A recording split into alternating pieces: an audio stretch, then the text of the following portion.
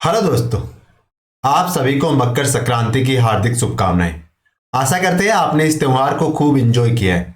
तो चलिए अब पढ़ाई को फिर से रिज्यूम करते हैं और शुरू करते हैं पेपर नंबर 6। पहला प्रश्न, राजपूताना शब्द का प्रयोग सर्वप्रथम किसने किया था? George Thomas, William Cook, colonel Tod या इनमें से कोई नहीं? तो राजपूताना शब्द का पहला प्रयोग किसने किया था? तो ये जॉर्ज थॉमस साहब ने किया था। और इन्होंने इस शब्द का प्रयोग किया कब था? तो इन्होंने 1800 ईस्वी में इस शब्द का प्रयोग किया था। हमें कैसे पता चला कि जॉर्ज थॉमस साहब ने राजपूताना शब्द का सबसे पहला उपयोग किया है? तो एक बुक आई थी 1805 में, है ना। किसने लिखी थी? फ्रैंकलिन नाम के व्यक्ति थे। इन्होंने किताब लिखी थी और किताब का नाम था the military memoir of George Thomas. और इस किताब में फ्रैंकलिन ने उल्लेख किया है कि जॉर्ज थॉमस है, उन्होंने सबसे पहले राजपूताना शब्द का प्रयोग किया था और ये 1800 ईस्वी में किया था। ठीक है, अगले प्रश्न में चलते हैं। भाब्रू शिलालेख को सर्वप्रथम किसके द्वारा खोजा गया? यानी भाब्रू के शिलालेख को किसने ढूंढा? जेम्स प्रिंसेप ने, रॉयल्ट ने या विलियम जोन्स ने या कैप्टन बर्ड ने? तो इसका आंसर होगा कैप्टन बर्ड साहब है, इन्होंने भाब्रू के शिलालेख की खोज की थी। अच्छा, भाब्रू शिलालेख कहाँ पे मिला इनको?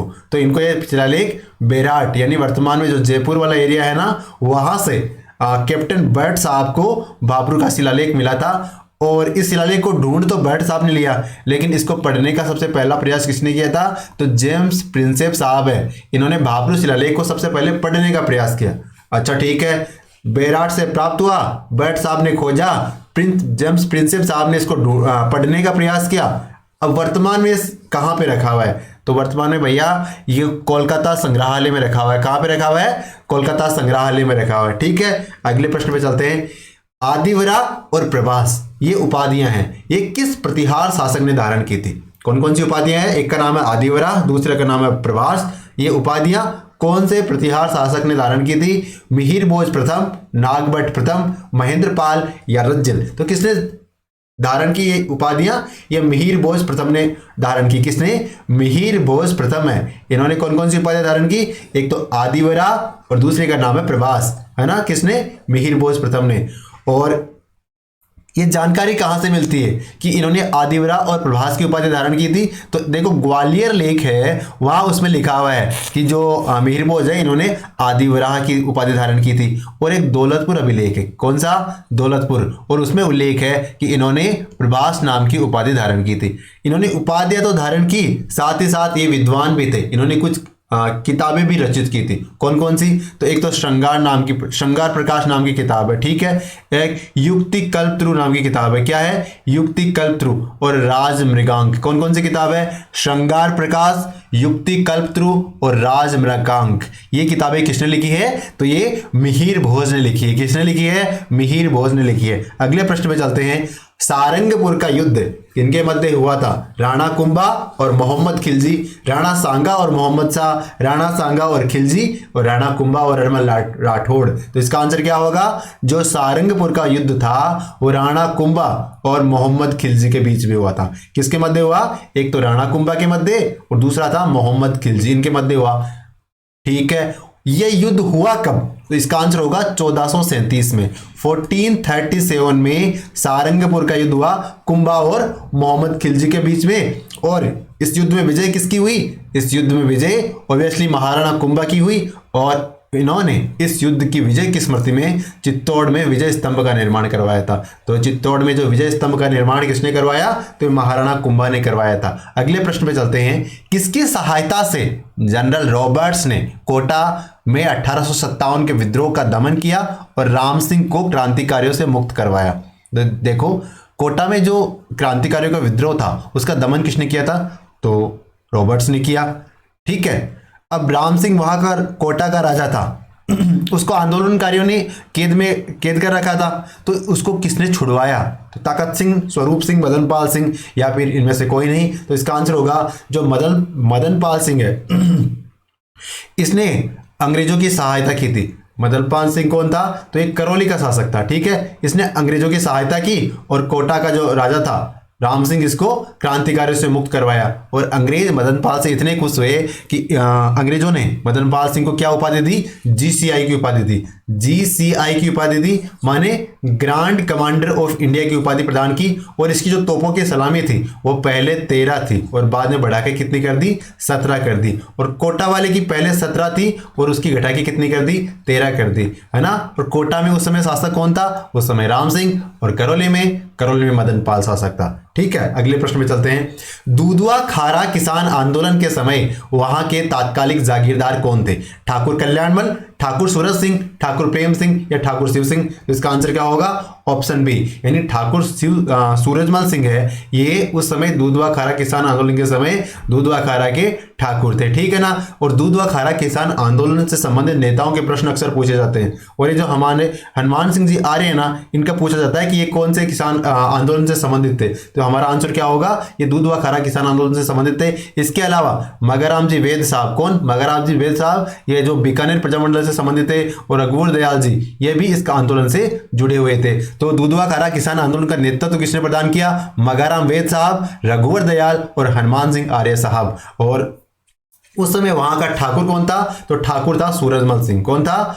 ठाकुर सूरजमल सिंह उस समय दुधवा खारा किसान आंदोलन के समय वहां का जागीरदार था।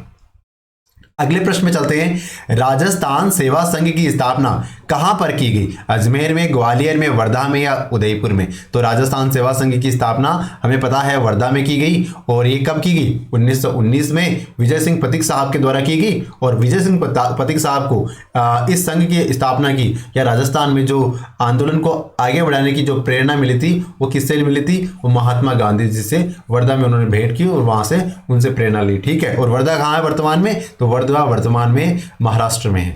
अगले प्रश्न में चलते हैं। पश्चिमी सीमा का प्रहरी किसे कहा गया है? सोनारगढ़ को, बटनेर को, लोहागढ़ को या तारागढ़ को? तो पश्चिमी सीमा का प्रहरी किसे कहा गया है? सोनारगढ़ किला है, इसे पश्चिमी सीमा का प्रहरी कहा गया है। और उत्तरी सीमा का प्रहरी तो ऑब्वियसली कौन सा होगा? जो बटनेर दुर्ग है वो उत्तरी सीमा का प्रहरी होगा। पूर्वी सीमा का प्रहरी कौन सा है? तो बिल्कुल अपना जो लोहागढ़ दुर्ग है जिसको अंग्रेज मतलब 250 साल उन्होंने शासन कर लिया, लेकिन इस दुर्ग पे वो कब्जा नहीं कर सके थे। कौन सा दुर्ग था? तो अपने जो लोहागढ़ दुर्ग है भरतपुर में, ये दुर्ग था। और तारागढ़ है वो राजस्थान का मध्य दुर्ग कहलाता है। ठीक है, कौन सा दुर्ग है? राजस्थान का मध्य दुर्ग तारागढ़। कहां पे? अजमेर में। अगले प्रश्न में चलते हैं। तेजाजी महाराज के पुजारी को क्या कहा जाता है? जो तेजाजी महाराज के पुजारी होते हैं उनको क्या कहते हैं? भोपा, पंडित, महाराजा या घोड़ला? तो तेजाजी महाराज के पुजारी को क्या कहते हैं? घोड़ला कहते हैं। तेजाजी महाराज के पुजारी को घोड़ला कहते हैं। ठीक है। और तेजाजी महाराज का जन्म कब हुआ था? तो 1074 ईस्वी में ही इनका अवतार हुआ था।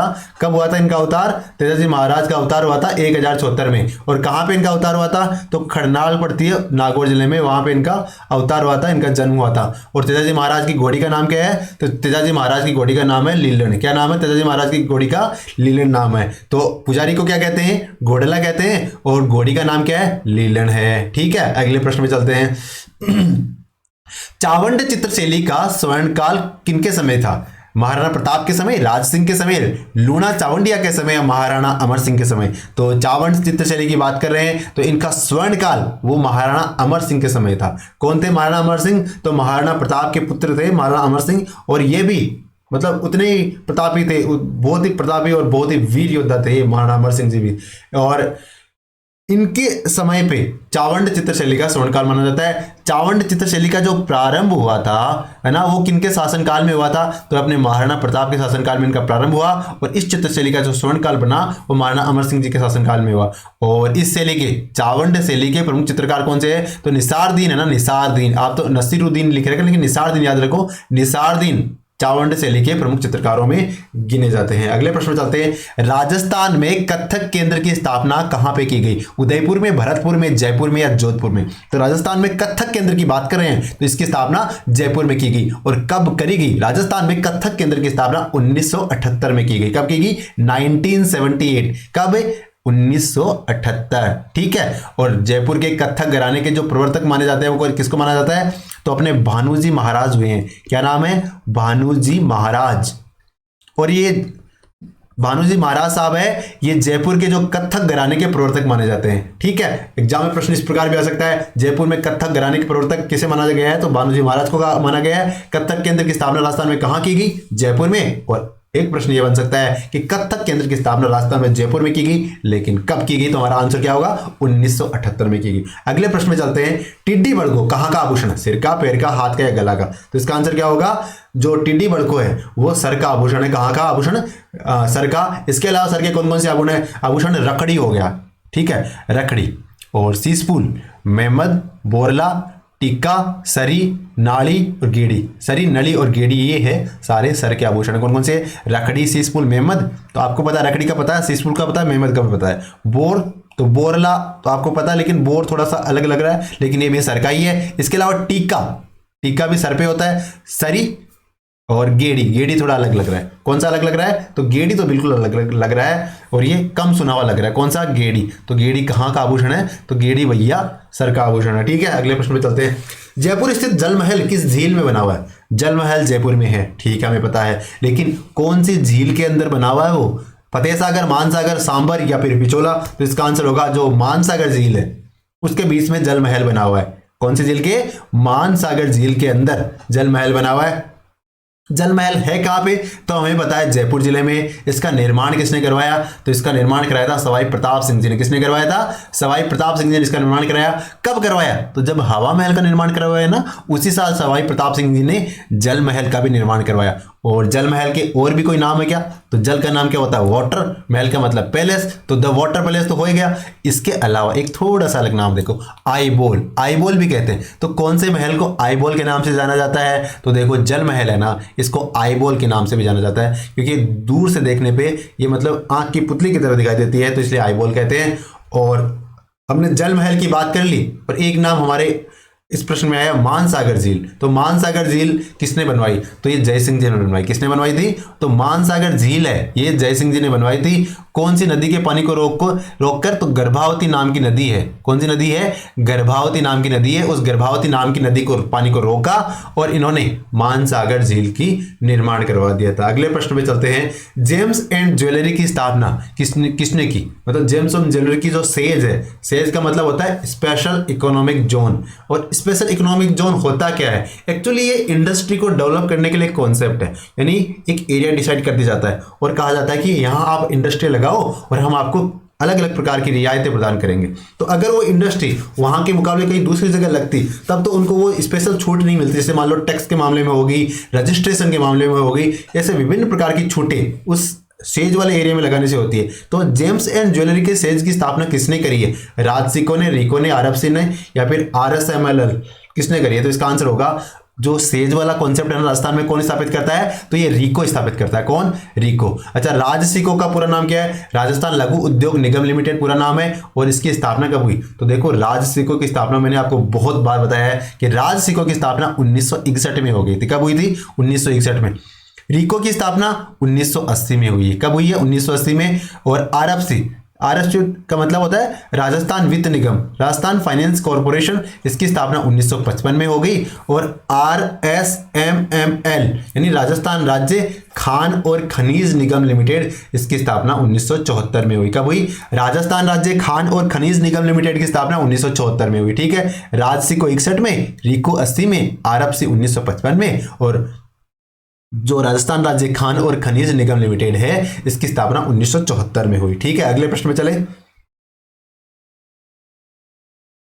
राजस्थान के कौन से जिले का शुभंकर कब्र बिज्जू है, तो झालावाड़, उदयपुर, सिरोही या भरतपुर। तो देखो राजस्थान के बहुत सारे जिले हैं, बहुत सारे क्या, जितने भी जिले हैं उन सब का पर्टिकुलर एक जंतु या पक्षी या वो शुभंकर घोषित किया गया है, शुभंकर बनाया गया है। तो कब्र बिज्जू कौन से जिले का है, झालावाड़ का, उदयपुर का, सिरोही का या भरतपुर का। तो इसका आंसर क्या होगा, जो कब्र बिज्जू है वो उदयपुर जिले का शुभंकर है। कौन से जिले का, कब्र बिज्जू उदयपुर जिले का शुभंकर है। ठीक है, झालावाड़ का शुभंकर क्या है, तो गागरोनी तोता। कौन सा है, झालावाड़ का शुभंकर, तो गागरोनी तोता है वो झालावाड़ जिले का शुभंकर है। भरतपुर का शुभंकर क्या है, तो सारस। क्या है, जो सारस है वो भरतपुर जिले का शुभंकर है। और सिरोही का शुभंकर क्या है, तो सिरोही में जंगल बहुत होते हैं तो वहां पे जंगली मुर्गी है ना, वो सिरोही जिले के शुभंकर है। कौन कौन से, सिरोही का जंगली मुर्गा, झालावाड़ का गागरोनी तोता, भरतपुर का सारस और कब्र बिज्जू कहां का है? उदयपुर का है। अगले प्रश्न पे चले। अर्ध शुष्क पूर्वी मैदानी कृषि जलवायु प्रदेश में नाम क्या है? अर्ध शुष्क पूर्वी मैदानी कृषि जलवायु प्रदेश में कौन से जिले आते हैं? तो जयपुर, दौसा, टोंक या ये सभी? तो ये सारे जिले ही अर्ध शुष्क पूर्वी कृषि मैदानी जलवायु प्रदेश में आते हैं। और कौन कौन से जिले आते हैं? तो देखो, एक तो जयपुर आता है, एक दौसा आता है, एक टोंक आता है, एक अजमेर आता है, एक सवाई माधोपुर और अलवर। ये जिले अर्ध शुष्क कृषि जलवायु प्रदेश में शामिल होते हैं। और राजस्थान को हमें पता है 10 कृषि जलवायु प्रदेशों में बांटा गया है। ठीक है। गजनेर झील राजस्थान के कौन से जिले में है? गजनेर झील की बात कर रहे हैं, सिरोही में, अजमेर में, बीकानेर में या जयपुर में? तो जो गजनेर झील है वो राजस्थान के बीकानेर जिले में। कौन से जिले में? गजनेर बीकानेर जिले में। ठीक है।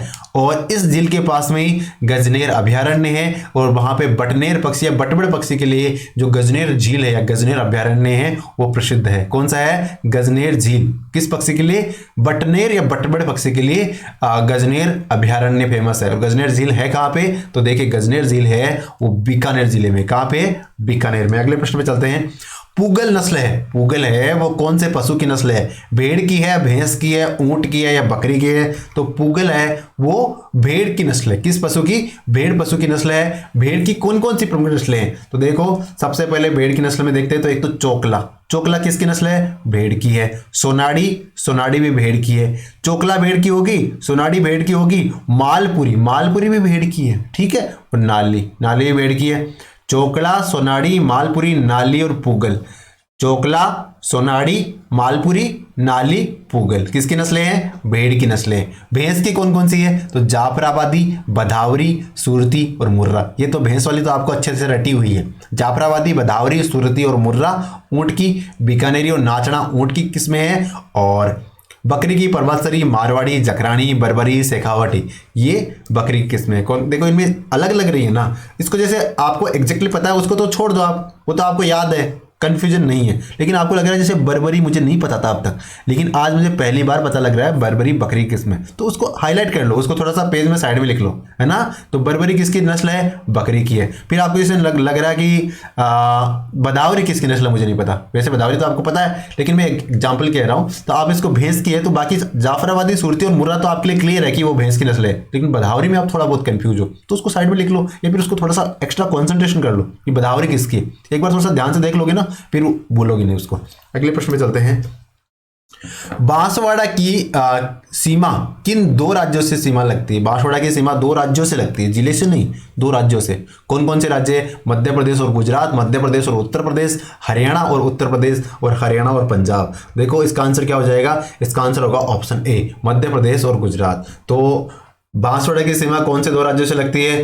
तो मध्य प्रदेश और गुजरात से लगती है। ठीक है, इसकी बांसवाड़ा की। अच्छा, राजस्थान में और कोई सी भी जिले हैं जिनकी सीमा 2 राज्यों से लगती है? बिल्कुल है। कौन कौन से हैं? एक तो धौलपुर हो गया। धौलपुर की सीमा किससे लगती है? तो देखो, धौलपुर की सीमा है वो एक तो मध्य प्रदेश से लगती है यानी एमपी से लगती है, और दूसरी यूपी से लगती है। तो धौलपुर की सीमा एमपी से भी लगती है और यूपी से भी लगती है।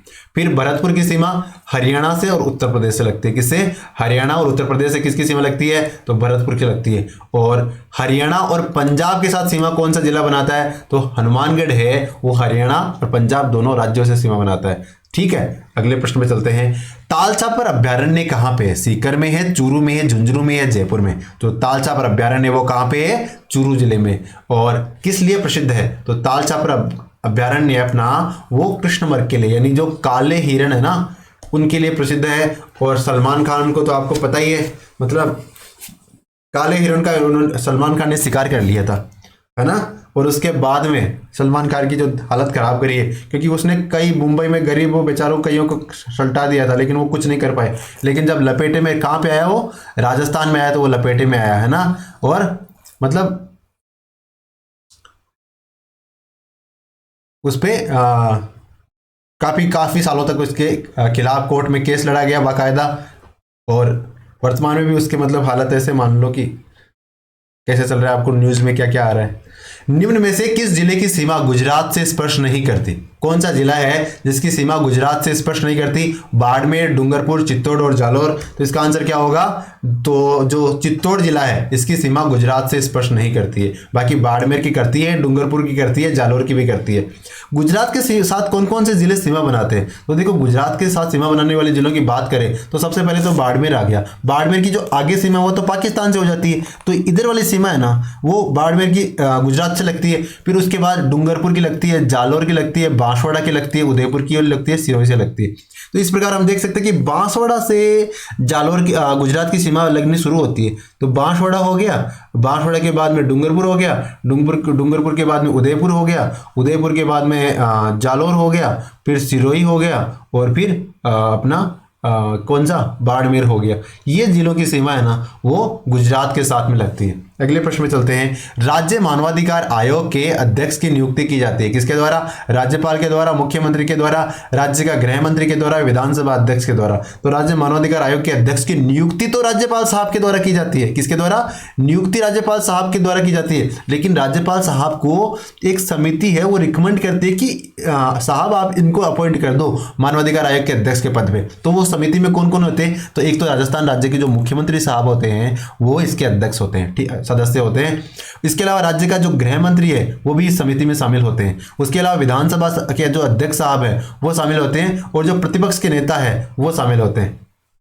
ठीक है, तो ये सारे व्यक्ति इस समिति में शामिल होते हैं। कौन कौन से? मुख्यमंत्री, गृह मंत्री। तो जो मुख्यमंत्री और गृह मंत्री ये दोनों पद तो वर्तमान में सीएम साहब के पास में ही है। विधानसभा अध्यक्ष सीपी जोशी साहब है और नेता प्रतिपक्ष कौन है? कटारिया साहब, गुलाब चंद कटारिया साहब है। इन लोगों की कमेटी मिलके ये डिसाइड करती है कि राज्य मानवाधिकार आयोग के अध्यक्ष कौन बनेंगे। अगले प्रश्न में चलते हैं। राजस्थान के संदर्भ में पंचायत समिति के अध्यक्ष का चुनाव होता है। पंचायत समिति का अध्यक्ष चुनना है तो उसके लिए किस प्रकार की व्यवस्था से चुनाव होगा? प्रत्यक्ष से, अप्रत्यक्ष से, एकल संक्रमणीय से, इनमें से कोई ही नहीं। तो इसका आंसर होगा जो पंचायत समिति के अध्यक्ष के पद का चुनाव होता है वो अप्रत्यक्ष रूप से होता है, यानी जो चुने हुए सदस्य होते हैं वो सदस्य मिलके एक अपने में से ही किसी को अध्यक्ष चुन लेते हैं। अगले प्रश्न में चलते हैं। राजस्थान के मुख्य सूचना आयुक्त कौन है वर्तमान में? तो मधुकर गुप्ता, देवेंद्र भूषण गुप्ता, मधुलता अग्रवाल या ओम प्रकाश माथुर। तो इसका आंसर होगा जो डीबी गुप्ता साहब है या देवेंद्र भूषण गुप्ता साहब है, ये वर्तमान में राजस्थान के मुख्य सूचना आयुक्त है। कौन है मुख्य सूचना आयुक्त? तो देवेंद्र भूषण गुप्ता साहब है।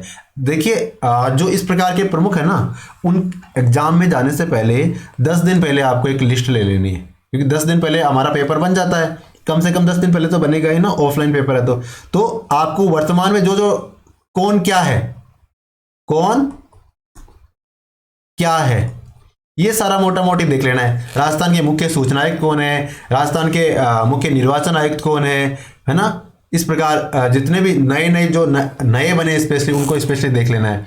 तो वर्तमान में जो मुख्य सूचना आयुक्त कौन है? तो देवेंद्र भूषण गुप्ता साहब है। और ये देवेंद्र भूषण गुप्ता साहब ये राजस्थान के मुख्य सचिव भी रह चुके हैं इससे पहले, और वर्तमान में जो पद पे है तो मुख्य सूचना आयुक्त के पद पे है, ये दिसंबर 2023 तक इस पद पे बने रहेंगे। ठीक है, अगले प्रश्न में चलते हैं।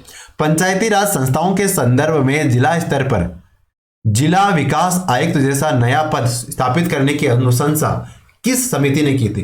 यानी एक समिति है, उन्होंने जिला विकास आयुक्त नाम का एक पद बनाने की अनुशंसा करी थी, रिकमेंडेशन करी थी। कौन सी वो समिति थी? जीवी के राव समिति थी, अशोक मेहता समिति थी, थुंगन समिति या सीताराम मेहता समिति। तो इसका आंसर होगा ऑप्शन ए, यानी जो जीवी के राव समिति है उन्होंने कहा था कि जिला स्तर पर जिला विकास आयुक्त जैसा एक पद स्थापित करना चाहिए, यानी जिला विकास आयुक्त जैसा पद बनाने की अनुशंसा किसने करी थी? जीवी के राव समिति ने करी थी। अगले प्रश्न में चलते हैं और ये समिति के बारे में देख लेते हैं। ये समिति 1988 में स्थापित हुई। कब हुई, कब गठित हुई? 1988 में। जीवी के राव समिति 1988 में, और थुंगन समिति ने पंचायती राज को संवैधानिक आधार देने का समर्थन किया था। थुंगन समिति ने क्या किया था? पंचायती राज को संवैधानिक आधार देने का भी समर्थन किया था। हल्दीघाटी के युद्ध में वीरता दिखाने वाले हाथी कौन कौन से थे? यानी कौन कौन से वो हाथी थे जिन्होंने हल्दीघाटी के युद्ध में भाग लिया था? लूणा, रामप्रसाद, गजमुक्त ये सभी ने भाग लिया था। तो देखिए हल्दीघाटी के युद्ध में लूणा भी गया था लड़ने के लिए, रामप्रसाद भी गया था और गजमुक्त भी गया था। ये कौन थे? तो ये हाथी थे। ठीक है ना, हाथी थे।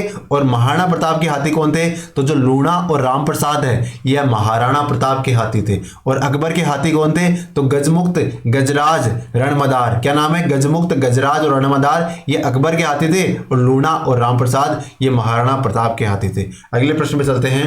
अखंड भारत नाम का जो समाचार पत्र है वो किसके द्वारा प्रकाशित किया गया? जयनारायण व्यास, भोगीलाल पांड्या, गोपाल सिंह या विजय सिंह पथिक? तो इसका आंसर क्या होगा? अखंड भारत। अखबार का नाम क्या है? अखंड भारत। और ये किसने छापा था? तो ये अपने जयनारायण व्यास साहब ने छापा। किसने छापा? जयनारायण व्यास साहब द्वारा इसका प्रकाशन किया गया। इसके अलावा जयनारायण व्यास साहब ने तरुण राजस्थान का भी प्रकाशन किया। किसका?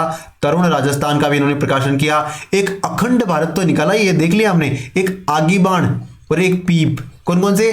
तरुण राजस्थान, अखंड भारत, आगी बाण और पीप। तरुण राजस्थान, अखंड भारत, आगी बाण और पीप, इन समाचार पत्रों का संबंध किनसे है? तो ये जयनारायण व्यास साहब से। किससे है? जयनारायण व्यास साहब से। और इनका संबंध जोधपुर जिले से था। वर्ष 1941 में जागीर माफी आंदोलन कौन से प्रजामंडल के द्वारा चलाया गया? तो देखो, जागीर माफी आंदोलन कौन से वर्ष से संबंधित है? 1941 से। और कौन से प्रजामंडल के द्वारा इसे चलाया गया? तो इसे अलवर प्रजामंडल के द्वारा चलाया गया। कौन सा आंदोलन था? जागीर माफी आंदोलन 1941, अलवर प्रजामंडल से संबंधित। अगले प्रश्न में चलते हैं। अजमेर मेरवाड़ा का राजस्थान में विलय कौन से चरण में हुआ? पहले में, सातवें में, तीसरे में या चौथे में? तो इसका आंसर क्या होगा? अजमेर मेरवाड़ा का राजस्थान में 7वें चरण में विलय हुआ था। तो राजस्थान के एकीकरण का अंतिम चरण कौन सा था? 7वां चरण था। कब हुआ वो? 1 नवंबर 1956 को ये हुआ। और वर्तमान राजस्थान का पुनर्गठन हुआ और जयपुर को इसकी कैपिटल बनाया गया और अजमेर मेरवाड़ा का विलय इसी चरण में हुआ था। अगले प्रश्न में चलते हैं। पानीपत के तीसरे युद्ध में मराठे हार गए। उनके बाद में राजस्थान के एक राज्य ने उनको शरण दी थी। कौन थे वो?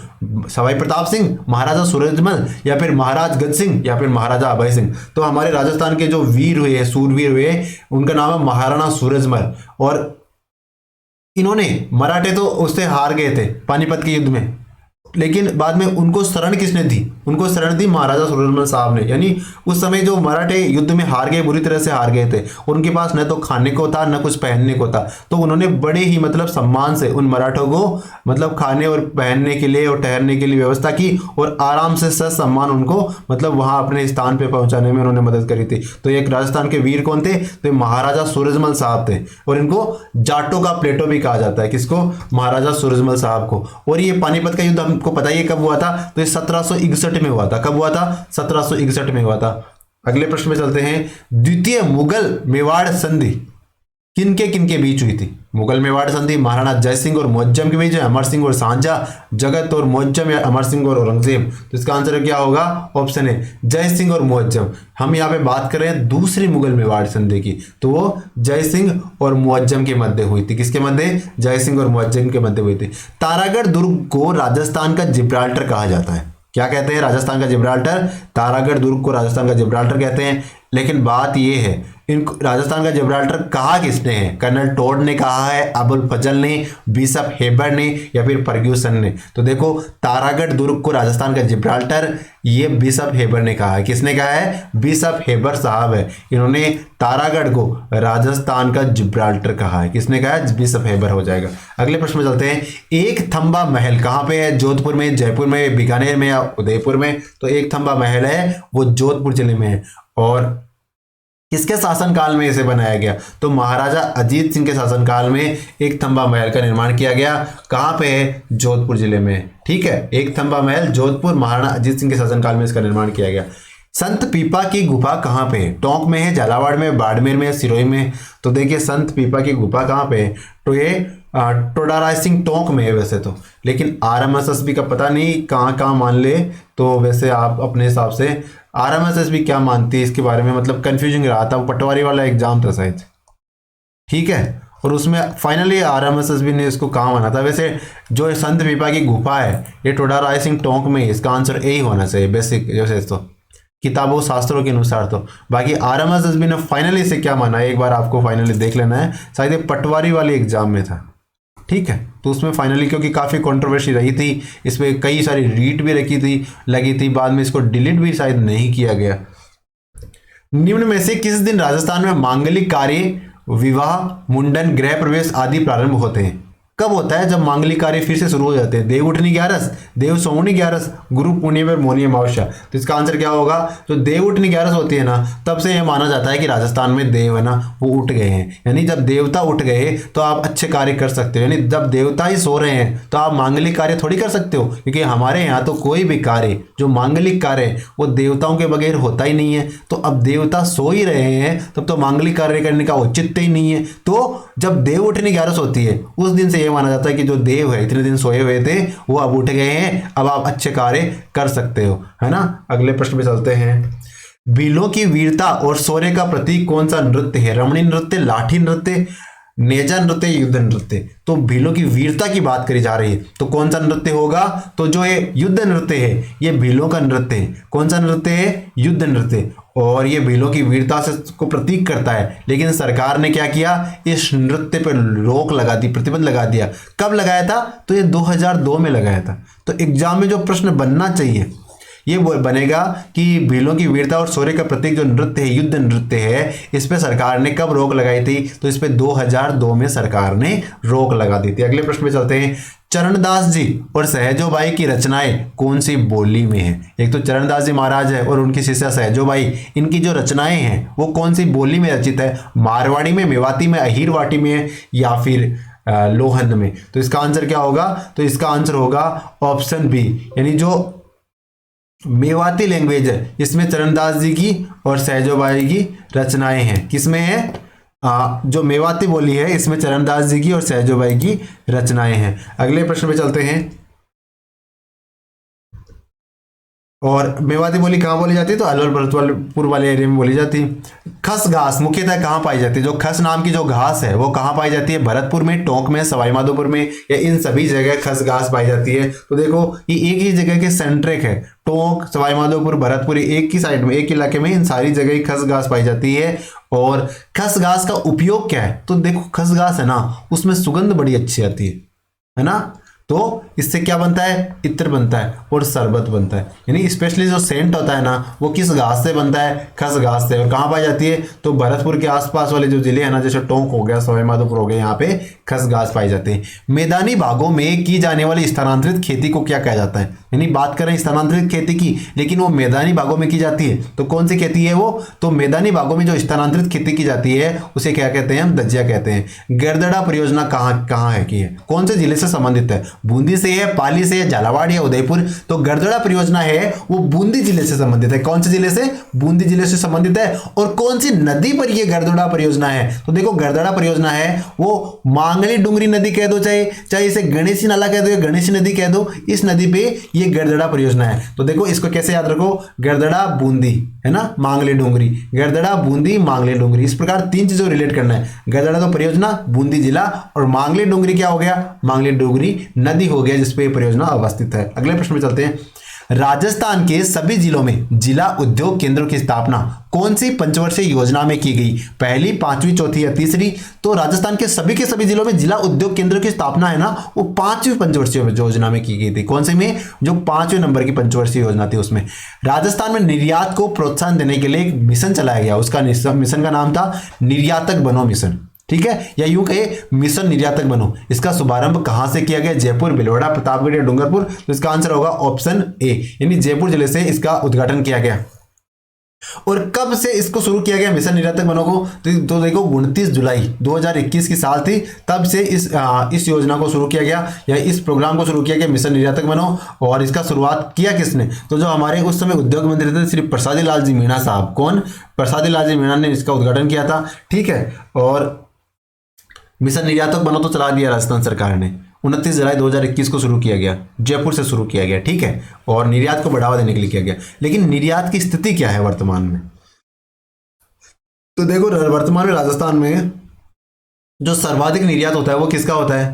तो यहां पे देखो जो इंजीनियरिंग वस्तुएं हैं उनका सर्वाधिक निर्यात होता है। कितना?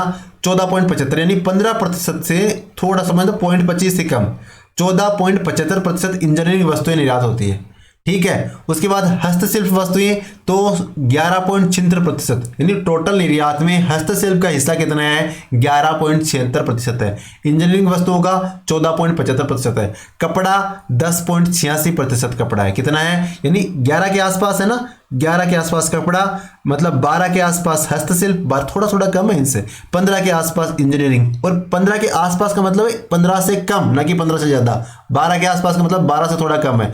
11 के आसपास का मतलब 11 से कम है। धातु एग्जैक्ट 10 है। धातु कितनी है, यानी अगर टोटल निर्यात 100 रुपए का किया जाता है, उसमें से 10 रुपए का निर्यात धातु किया जाता है, वो एग्जैक्टली है 10.01 है, तो 10 ही मान सकते हैं, कोई दिक्कत नहीं है। और रासायनिक चीजों का तो 9.5%, देखो 9.51 से 9.5 मान सकते हैं। तो धातु का तो 10, रासायनिक और संबंध का कितना, 9.5। धातु का 10 हो गया, रासायन, अब दो चीजें तो यहां से याद करके जाएंगे, हम इतना खोल रखा है तो ठीक है। तो धातु का तो 10% निर्यात करते हैं, टोटल निर्यात होता है उसमें धातु का योगदान कितना है, 10%। और टोटल निर्यात में रसायन का योगदान कितना है, तो 9.5% है। उसके बाद में जो हमारे संगमरमर उत्पादित होता है, बहुत अच्छा, ग्रेनाइट पत्थर वगैरह उत्पादित होते हैं, तो 7.73 यानी 7.8, 7.8 के आसपास जो संगमरमर पत्थर हो गया। फिर जवाहरात इससे थोड़ा सा कम, यानी जो पत्थर है वो तो 7.73, लेकिन जवाहरात आभूषण 7.71, 0.2 उससे कम।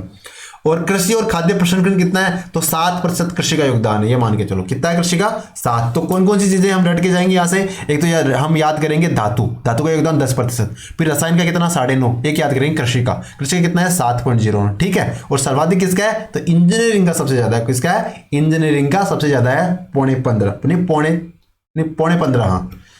आईएम शक्ति उड़ान योजना का शुभारंभ कब किया गया, 2021, 2020, 2019 या 2018। तो आईएम शक्ति उड़ान योजना का शुभारंभ 2021 में किया गया। अगर हमसे डेट पूछे आईएम शक्ति उड़ान योजना की, तो ये थी 19 दिसंबर 2021 को आईएम शक्ति उड़ान योजना का शुभारंभ किया गया, 19 दिसंबर 2021, ठीक है। मुख्यमंत्री युवा संबल योजना के तहत बेरोजगार पुरुष प्रार्थी को प्रतिदिन बेरोजगारी भत्ता कितना दिया जाता है, प्रति महीने रे, दिन नहीं भाई, तो प्रति महीने कितने बेरोजगारी भत्ता दिया जाएगा, 3,000, 4,000, 4500, 5,000। तो इसका आंसर है ऑप्शन बी, यानी जो पुरुष है उनको 4,000 रुपए दिए जाएंगे बेरोजगारी भत्ते के रूप में। महिलाएं हैं उनको 4,500 रुपए दिए जाएंगे, लेकिन उनसे 4 घंटे मतलब ट्रेनिंग करवाई जाएगी, ठीक है, यानी 4 घंटे इनसे थोड़ा बहुत काम करवाया जाएगा या कुछ सिखाया जाएगा इस पीरियड में। अगले प्रश्न पे चलते हैं। प्रधानमंत्री जीवन ज्योति बीमा योजना में प्रति व्यक्ति प्रीमियम की राशि कितनी है, प्रतिवर्ष प्रीमियम की। तो जीवन ज्योति बीमा योजना की बात कर रहे हैं अब, लेकिन इसमें थोड़ा सा मॉडिफिकेशन हो गया। वर्तमान में जो दरें हैं वो थोड़ी चेंजेस हो गई है, तो 436 रुपए, हाँ ये चेंज कर दिया होगा, सही इसमें चेंज करके लिखा है। तो देखो 2 प्रकार की योजनाएं थी, PMJJBY, PMSBY, प्रधानमंत्री सुरक्षा बीमा योजना, PMJJBY, और तीसरी है APY। तो प्रधानमंत्री सुरक्षा बीमा योजना, इसमें तो क्या है, पहले तो आपको 12 रुपए साल के प्रीमियम देने पड़ते थे। अभी नया जो प्रीमियम है उसका एग्जैक्ट मुझे आइडिया नहीं है, लेकिन इसमें क्या होता था कि आपके साल के 12 रुपए आपके खाते से डिडक्ट हो जाते, और दुर्घटनावश, आपका नहीं मतलब किसी व्यक्ति का दुर्घटनावश कुछ हो गया, तो उस परिस्थिति में उसके घर वालों को या उसके नॉमिनी को 2 लाख रुपए लगते मिल जाते, ठीक है। और PMJJBY, लेकिन इसमें जो एज लिमिट थी वो कितनी थी, 18 से 70 साल की उम्र में कोई व्यक्ति इसमें एनरोल कर सकता था। अब PMJJBY मतलब प्रधानमंत्री जीवन ज्योति बीमा योजना, इसमें जो प्रीमियम की राशि थी पहले 330 थी, लेकिन अभी बढ़ा के कितनी कर दी थी, कोई 436 लिख रखा है ना, तो 436 कर दी गई।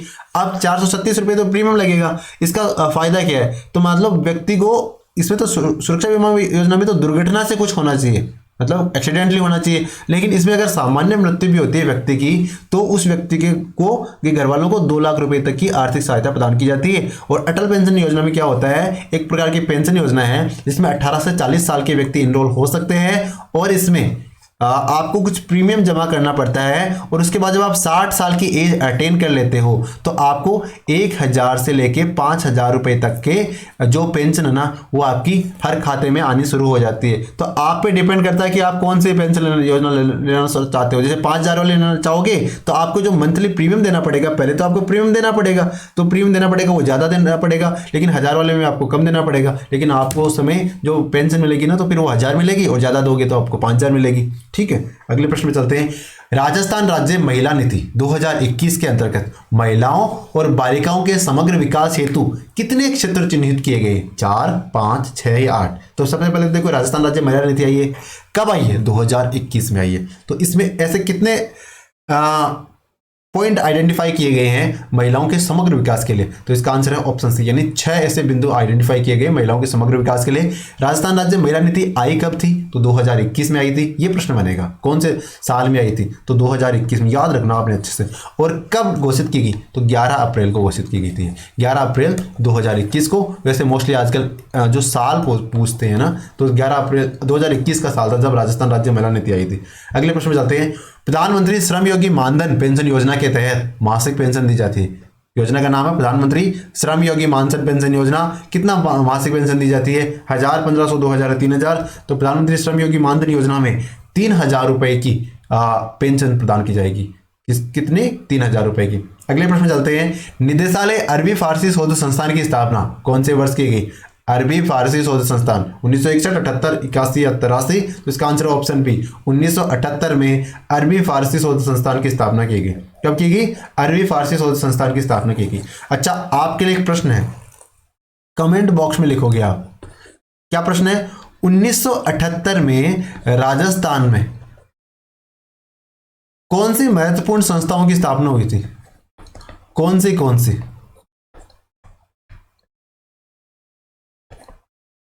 संस्थाओं की स्थापना हुई थी? हमारे एग्जाम से रिलेटेड आपको जो संस्थाएं हैं वो लिखनी, ऐसे नहीं आप हर कोई संस्था लिख रहे हो। हमारे जो प्रश्न एग्जाम में आते हैं वो कौन कौन? जैसे अरबी फारसी शोध संस्थान होगी, इसकी स्थापना 1978 में की गई। इसके अलावा भी कोई सी है क्या? और आपको ये भी बताना है, 1978 का भी बताना है, फिर एक आपको 1979 में कोई सी बताना है, फिर एक 1980 में कोई सी संस्था की स्थापना हुई थी, ये बताना आपने। 1978, 79 और 80, इन 3 सालों में कौन कौन सी संस्थाओं की स्थापना हुई थी?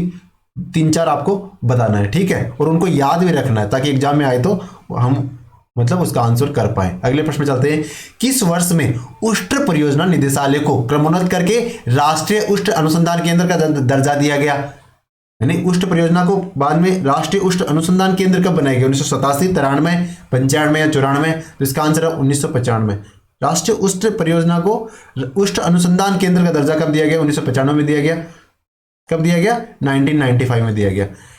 किस जिले में राजस्थान विधानसभा की बैठक होती है? तो राजस्थान विधानसभा कहाँ पे? जयपुर, अजमेर, जोधपुर, उदयपुर। तो ऑब्वियसली कहाँ पे होगी? जयपुर जिले में राजस्थान विधानसभा की बैठक होगी, क्योंकि राजस्थान की विधानसभा कहाँ पे? जयपुर में। राजस्थान के पहले मुख्यमंत्री कौन थे? जयनारायण व्यास, मोहनलाल सुखाड़िया साहब, हीरालाल शास्त्री साहब या हरदेव जोशी साहब? तो राजस्थान के जो पहले मुख्यमंत्री थे कौन थे? तो हीरालाल शास्त्री साहब है ना, वो राजस्थान के पहले मुख्यमंत्री थे। और उन्होंने एक संस्था की स्थापना की थी, संस्था का नाम था क्या है? वनस्थली विद्यापीठ। क्या नाम? वनस्थली विद्यापीठ। और राजस्थान के मुख्यमंत्री कब से कब तक रहे? 30 मार्च 1948 को राजस्थान के मुख्यमंत्री बने। राजस्थान का जैसे नामकरण हुआ राजस्थान, और उससे 5 जनवरी 1951 तक राजस्थान के मुख्यमंत्री बने रहे। और इनकी जो आत्मकथा है उसका नाम क्या है? प्रत्यक्ष जीवन शास्त्र। जो हीरालाल शास्त्री साहब है, इन्होंने जो आत्मकथा लिखी है उसका नाम है प्रत्यक्ष जीवन शास्त्र। और इनका एक गीत है, प्रलय प्रतीक्षा नमो नमः, ये बहुत ही फेमस गीत है। और इस गीत को इन्होंने लिखा कब? तो ये इन्होंने प्रलय प्रतीक्षा नमो नमः 1930 में लिखा था। कब लिखा? 1930 में। और किसने लिखा? हीरालाल शास्त्री साहब ने लिखा। कौन थे? राजस्थान के पहले मुख्यमंत्री थे। कोई संस्था की स्थापना करी? बिल्कुल करी। कौन सी संस्था थी? वनस्थली विद्यापीठ। मुख्यमंत्री कब बने? 30 मार्च 1948। कब तक रहे? 5 जनवरी 1951। ठीक है, अगले प्रश्न में चलते हैं। भारतीय संविधान के किस अनुच्छेद के अंतर्गत राजस्थान के मुख्यमंत्री की नियुक्ति होती है? यानी राजस्थान के मुख्यमंत्री की नियुक्ति संविधान के किस आर्टिकल के तहत होती है? 60, 164, 270, 350? तो इसका आंसर क्या होगा? तो इसका आंसर होगा ऑप्शन बी, यानी आर्टिकल 164 के तहत राजस्थान के मुख्यमंत्री की नियुक्ति होती है। और मुख्यमंत्री की नियुक्ति कौन करते हैं? तो राज्यपाल होते हैं, वो राजस्थान के मुख्यमंत्री की नियुक्ति करते हैं। राजस्थान के किसी विभाग का प्रशासनिक प्रधान कौन होता है? विभाग का प्रशासनिक प्रधान की बात कर रहे हैं, मुख्य सचिव, मंत्री, निदेशक या शासन सचिव? तो इसका आंसर है ऑप्शन डी, यानी पर्टिकुलर विभाग का जो प्रशासनिक हेड कौन होगा? तो वो शासन सचिव होगा। हम सारे विभागों की बात नहीं कर रहे हैं। राजस्थान के प्रशासनिक मुखिया कौन होता है? तो मुख्य सचिव होते हैं राजस्थान के प्रशासनिक मुखिया। और एक विभाग का मुखिया कौन होगा? एक पर्टिकुलर विभाग का मुखिया होगा शासन सचिव। अगले प्रश्न में चलते हैं। जिला प्रशासन के विभिन्न विभागों में समन्वय स्थापित करता है। जो जिला प्रशासन के विभिन्न विभाग है उनके बीच में कोऑर्डिनेशन कौन स्थापित करता है? जिलाधीश, संभागीय आयुक्त, जिला जज या जिला प्रमुख। तो इसका आंसर होगा ऑप्शन ए, यानी जो जिलाधीश साहब है, कौन? जिलाधीश साहब, वो जिला के अलग अलग डिपार्टमेंट के बीच कोऑर्डिनेशन स्थापित करते हैं। कौन करते हैं? तो जिलाधीश साहब हो जाएगा इसका आंसर। भारत के पंचायती राज को प्रारंभ करने वाले राज्यों में राजस्थान का कौन सा स्थान है? तो हम सबको याद है 2 अक्टूबर 1959 क्या हुआ था? राजस्थान के बगदड़ी गांव में, नागौर के बगदड़ी गांव में पंचायती राज का शुभारंभ हुआ था पूरे देश में। और पूरे देश की बात करते तो पहली बार राजस्थान में ही हुआ था, ठीक है ना। तो इसका मतलब क्या हो गया? पंचायती राज को प्रारंभ करने में राजस्थान की कौन सी रैंक होगी? तो पहली रैंक होगी, ठीक है ना। कौन सी रैंक होगी? पहली रैंक। तो इसका आंसर क्या हो जाएगा? ऑप्शन ए हो जाएगा। अगले प्रश्न में चलते हैं। राजस्थान के किस शहर को सन सिटी कहा जाता है? कौन सा शहर है जिसको सन सिटी कहते हैं? अजमेर, जयपुर, जोधपुर या बीकानेर? तो सन सिटी हम सबको पता है जो जोधपुर जिला है अपना, कौन सा? जोधपुर जिला, इसे राजस्थान की सन सिटी कहते हैं। अगले प्रश्न में चलते हैं। चाकसू में गुहिल राव तालाब, उसकी सीढ़ियों पर एक शिलालेख है लिखा हुआ है। चाकसू में एक गुहिल राव तालाब है। तो हमारा प्रश्न एक तो ये बनता है कि गुहिल राव तालाब कहाँ पे है? तो चाकसू में है। और यहाँ पे एक शिलालेख लिखा हुआ है, उस शिलालेख की लैंग्वेज कौन सी है? पाली है, संस्कृत है, प्राकृत है या फारसी है? तो इसका आंसर है जो गुहिल राव तालाब का जो शिलालेख है जो चाकसू में है वो संस्कृत में लिखा हुआ है। किसमें लिखा हुआ है? संस्कृत लैंग्वेज में। अगले प्रश्न में चलते हैं। मेड़ता स्थित किस मंदिर में मीरा जी की आदमकद मूर्ति लगी हुई है? यानी मेड़ता में एक मंदिर है, वहां पे मीरा जी है ना अपनी, उनकी आदमकद मूर्ति लगी हुई है। तो जो संत मीरा की आदमकद मूर्ति कौन से मंदिर में है? मेड़ता के मीराबाई में, कृष्ण स्वामी, चारभुजा या आदिश्वरनाथ? तो इसका आंसर होगा तो मेड़ता का जो चारभुजा जी का मंदिर है उसमें मीराबाई की आदमकद मूर्ति लगी है, यानी काफी बड़ी मूर्ति लगी हुई है।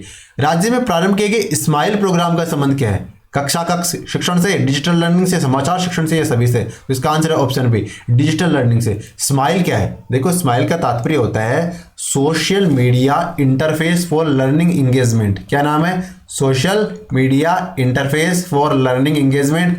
और इसकी शुरुआत कब हुई थी? तो इस कार्यक्रम की शुरुआत हुई थी 13 अप्रैल 2020 को, ठीक है ना। तो स्माइल का संबंध एक तो शिक्षा से है ना, और सोशल मीडिया से संबंधित है। तो एस का मतलब सोशल मीडिया, एस से, और इसका सोशल मीडिया का मतलब सीधा सीधा आ गया तो डिजिटल लर्निंग से रिलेटेड है। किससे रिलेटेड है? डिजिटल लर्निंग से रिलेटेड है। अगले प्रश्न में चलते हैं। राजस्थान सरकार द्वारा निःशुल्क बालिका शिक्षा योजना किस सत्र में प्रारंभ की गई? 2019-20, 2018-19, 2020-21 या 2017-18? तो राजस्थान सरकार द्वारा निःशुल्क बालिका शिक्षा योजना है ना, वो 2019-20 में शुरू की। कब शुरू की गई? 2019-20 में राजस्थान सरकार द्वारा निःशुल्क बालिका शिक्षा योजना नाम की योजना शुरू की गई। केंद्र मानव संसाधन विकास मंत्रालय द्वारा कक्षा पहली दूसरी के बच्चे को रोचक ढंग से शिक्षण करवाने हेतु 2018-19 के बजट में स्वीकृत की कौन सी योजना शुरू की गई? 18-19 में कौन सी योजना शुरू की गई थी? पहले दूसरी के बच्चों के लिए समग्र शिक्षा अभियान, एक्टिविटी बेस्ड लर्निंग, शाला सिद्धि कार्यक्रम या NRDER? तो इसका आंसर है option B, activity based learning. क्या आंसर होगा? जो पहली दूसरी के बच्चे हैं उनको इंगेज करने के लिए पढ़ाई के अंदर एक्टिविटी बेस्ड लर्निंग नाम का एक प्रोग्राम शुरू किया गया। कब शुरू किया गया? 2018-19 में शुरू किया गया। किसके लिए शुरू किया गया? जो फर्स्ट और सेकंड क्लास के बच्चे हैं ना उनके लिए शुरू किया गया था, ठीक है ना। कौन सा प्रोग्राम है? एक्टिविटी बेस्ड लर्निंग, ठीक है। आर्थिक रूप से कमजोर समुदाय के बच्चों हेतु निजी स्कूलों में कितने प्रतिशत आरक्षण का प्रावधान है? यानी जो इकोनॉमिकली वीकर परिवार के बच्चे हैं या जो कमजोर समुदाय के बच्चे हैं तो निजी स्कूल यानी प्राइवेट स्कूल में भी उनके लिए सीटें रिजर्व्ड है। कितनी? 25%, 20%, 33%, 50%? इसका आंसर है यानी 25% सीटें किसके लिए रिजर्व्ड है? इकोनॉमिकली वीकर सेक्शन के लिए है। ईडब्ल्यूएस के लिए नहीं, मतलब जो वीकर सेक्शन उनके लिए है। और जैसे मान लो हर 4 में से 1 सीट हो गई ना, कहने का तात्पर्य तो ये हो गया 25% सीटें। विद्यालय प्रबंध समिति की कार्यकारिणी की मासिक बैठक होती है पहले शनिवार को, अमावस्या को, चतुर्थ शनिवार को या पूर्णिमा को। तो जो एसएमसी होती है उसकी कार्यकारिणी की मासिक बैठक हर महीने बैठक होती है, वो कब होती है? तो भैया वो अमावस्या के दिन होती है। कब होती है? अमावस्या के दिन होती है, ठीक है। तो इसका आंसर क्या हो जाएगा? ऑप्शन बी इसका राइट आंसर हो जाएगा। अमावस्या। अगले प्रश्न में चलते हैं। भारत का पहला राज्य नई शिक्षा नीति 2020 को लागू करने वाला, यानी भारत का कौन सा वो राज्य था जिसने जो अपनी नई शिक्षा नीति आई है ना 2020 वाली, के कस्तूरी रंगन की सहायता से जो बनी है, उसको लागू करने वाला पहला राज्य कौन सा था? कर्नाटक, राजस्थान, केरल या तमिलनाडु? तो इसका आंसर होगा जो कर्नाटक राज्य है ना, इसने सबसे पहले जो नई शिक्षा नीति 2020 को लागू किया। तो कौन सा राज्य हो गया? कर्नाटक हो गया। अगले प्रश्न में चलते हैं। किस वर्ष ऑपरेशन ब्लैक बोर्ड नामक कार्यक्रम को लागू किया गया? तो ब्लैक बोर्ड कार्यक्रम 1980, 81, 84, 85, 87, 88, 85, 86। तो ये कार्यक्रम पुराना है लेकिन महत्वपूर्ण उतना ही है, तो आपको एग्जैक्टली इसको रट लेना, क्योंकि दोबारा आप इस प्रश्न पे आओ या ना आओ तो एग्जाम तक आपको रिटेन करना है। ऑपरेशन ब्लैक बोर्ड, तो इसकी कब से कार्यक्रम शुरू किया गया? 1987-88 से। कब? 1987-88 से ऑपरेशन ब्लैक बोर्ड को शुरू किया गया, ठीक है ना, 1987-88। अगले प्रश्न में चलते हैं। सिखाना विकास की प्रक्रिया है, ये कथन किसका है? जो सिखाना है विकास की प्रक्रिया, ये कथन किसका है? जीन पियाजे का, लेव वायोत्स्की का, जेबी वॉटसन का या वुडवर्थ का? तो ये कथन है वुडवर्थ साहब का। क्या कथन है? सिखाना विकास की प्रक्रिया है, ये वुडवर्थ साहब ने कहा है। तो इसका आंसर ऑप्शन डी हो जाएगा। अगले प्रश्न में चलते हैं। श्रृंखला अधिगम संबंधित है, जो श्रृंखला अधिगम है वो किससे संबंधित है? टॉलमैन से, थॉर्नडाइक से, गेगनी से या ब्रूनर से? तो इसका आंसर होगा गेगनी से। तो श्रृंखला अधिगम गेगनी साहब से संबंधित है। अगले प्रश्न में चलते हैं। प्राचीन अनुबंध संबंधित है जीन पियाजे से, लेव वायोत्स्की से, जेबी वाटसन या पावलोक? तो प्राचीन अनुबंध है वो पावलोक साहब से संबंधित है। किससे संबंधित है? पावलोक साहब से संबंधित है। क्या? प्राचीन अनुबंध, ठीक है। अगले प्रश्न में चलते हैं। अभिक्रमित अधिगम मॉडल के जनक कौन है? अभिक्रमित अधिगम मॉडल की बात कर रहे हैं तो इसके जनक आसुबेल है, पियाजे, हल या स्किनर? तो इसका आंसर हो जाएगा ऑप्शन डी, जो स्किनर साहब है। कौन? स्किनर साहब, वो अभिक्रमित अधिगम मॉडल के जनक है। क्या नाम है? अभिक्रमित अधिगम कौन? स्किनर। अगले प्रश्न में चलते हैं। निम्न में से अधिगम हस्तांतरण का एक प्रकार नहीं है, यानी बाकी तो अधिगम हस्तांतरण के प्रकार है लेकिन एक नहीं है। एक पक्षीय, द्विपक्षीय, लंबवत या बहुपक्षीय? तो इसका आंसर होगा जो बाहुपक्षीय है ना वो अधिगम हस्तांतरण का प्रकार नहीं है। अधिगम हस्तांतरण एक पक्षीय हो सकता है, बिल्कुल हो सकता है, द्विपक्षीय हो सकता है, लंबात्मक भी हो सकता है, लेकिन बहुपक्षीय नहीं हो सकता। तो ये थोड़ा सा लंबात्मक क्यों लग रहा है, लेकिन इसका आंसर ऑप्शन डी बता रखा है। एक बार इसको आप मतलब टेस्ट भी कर लेना है कि इसका आंसर क्या होगा। अगले प्रश्न में चलते हैं। बालक के संज्ञानात्मक विकास के क्षेत्र में योगदान देने वाले मनोवैज्ञानिक कौन है? बालक के संज्ञानात्मक विकास की बात कर रहे हैं, इसमें योगदान देने वाले प्रमुख वैज्ञानिक जीन पियाजे, लेव वायोत्स्की, जेबी वॉटसन या बी.एफ. स्किनर? तो इसका आंसर है ऑप्शन ए, जो जीन पियाजे साहब है वो बालक के संज्ञानात्मक विकास में योगदान दिया इन्होंने। किसने? जो जीन पियाजे साहब है इन्होंने बालक के संज्ञानात्मक विकास की तरफ योगदान दिया है, ठीक है। किसने सामाजिक निर्मितवाद पर ज्यादा जोर दिया है? सामाजिक निर्मितवाद पर किसने जोर दिया? जीन पियाजे, लेव वायोत्स्की, जेबी वॉटसन या बी.एफ. स्किनर? तो इसका आंसर ऑप्शन बी, जो वायोत्स्की साहब है, वायोत्स्की साहब इन्होंने सामाजिक निर्मितवाद पे जोर दिया है। सामाजिक निर्मितवाद पे जोर लेव वायोत्स्की साहब ने दिया है, ठीक है।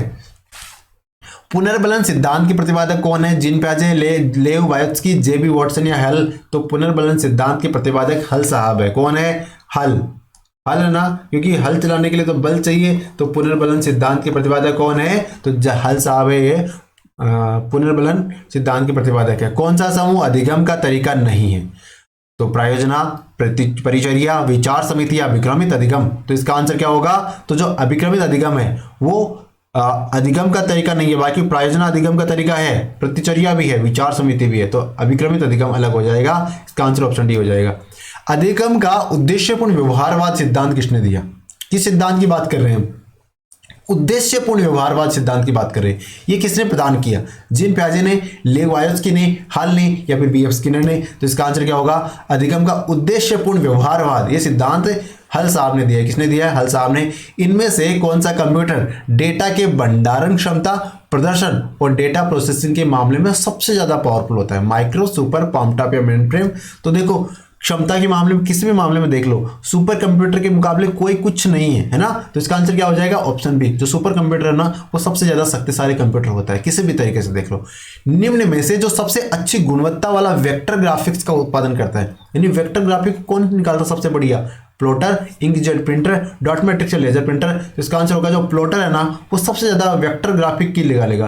प्लॉटर एक्चुअली मैप वगैरह निकालने के लिए उपयोग किया जाता है ना, तो इसका आंसर प्लॉटर हो जाएगा। अगले प्रश्न में चलते हैं, कौन सी मेमोरी है जिसका प्रयोग रैम द्वारा अधिक बार प्रयोग में आने वाली सूचना को संग्रहित करने के लिए किया जाता है। यानी रैम में बहुत सारी इंफॉर्मेशन आ रही है, उसको संग्रहित करने के लिए किस प्रकार की मेमोरी बन जाती है एक अलग से, मुख्य मेमोरी, कैश मेमोरी, रजिस्टर या रोम। तो इसका आंसर हो जाएगा ऑप्शन बी, जो कैश मेमोरी बन जाती है। कैश मेमोरी मतलब काफ़ी फास्ट मेमोरी होती है और रैम से भी फास्ट होती है, एक तरीके से ये कह सकते हैं, और ये बार बार उपयोगी होती है तो अलग तरीके से थोड़ी मेमोरी बन जाती है और वो फटाफट इंस्ट्रक्ट कर, मतलब जितना उसको मिलता है इनपुट तो वो उतने जल्दी उसका आउटपुट प्रोवाइड करवा देती है। तो इसका आंसर ऑप्शन बी हो जाएगा, कैश मेमोरी।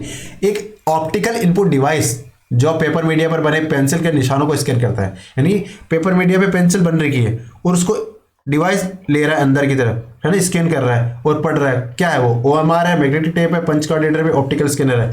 तो इसका आंसर क्या हो जाएगा, OMR, ऑप्टिकल मार्क रीडर। तो हम जब एग्जाम देने आते हैं, देने जाते हैं तो हम ऐसे गोले करके आते हैं, है ना, तो उसको कौन पढ़ता है, तो OMR के माध्यम से पढ़ते हैं ना, ऑप्टिकल मार्क रीडर से पढ़ते हैं, ठीक है ना। इसमें जो करेक्टर बना के आते हैं ना, उन करेक्टर को वो स्कैन कर लेता है और समझ लेता है कि इसका कहाँ पे क्या आंसर लगाया है। निम्न में से कौन सी मेमोरी प्रति सेकंड कई बार रिफ्रेश होती है, यानी हर सेकंड में भी बहुत बार रिफ्रेश हो गई, कौन सी मेमोरी होती है, रोम रैम, डील रैम या ईपीरोम। तो इसका आंसर हो जाएगा ऑप्शन सी, जो डायनेमिक रैम है वो एक सेकंड में कई बार रिफ्रेश हो जाती है। कौन सी रैम हो जाती है, वो होगी डी रैम। तो इसका आंसर डी रैम हो जाएगा। इस प्रकार हमने पेपर नंबर 6 का पार्ट 1 कंप्लीट कर लिया है, ठीक है। ये पार्ट सबके लिए उपयोगी है, चाहे वो लेवल 1 से हो, लेवल 2 के कोई भी सब्जेक्ट से हो, उन सबके लिए समान रूप से उपयोगी है। उम्मीद है आपको हमारी ये सीरीज पसंद आ रही है। अगर पसंद आ रही है तो चैनल को लाइक कर लो, सब्सक्राइब कर लो और अपने दोस्तों के साथ शेयर भी कर दो, ठीक है। थैंक यू, पढ़ते रहो।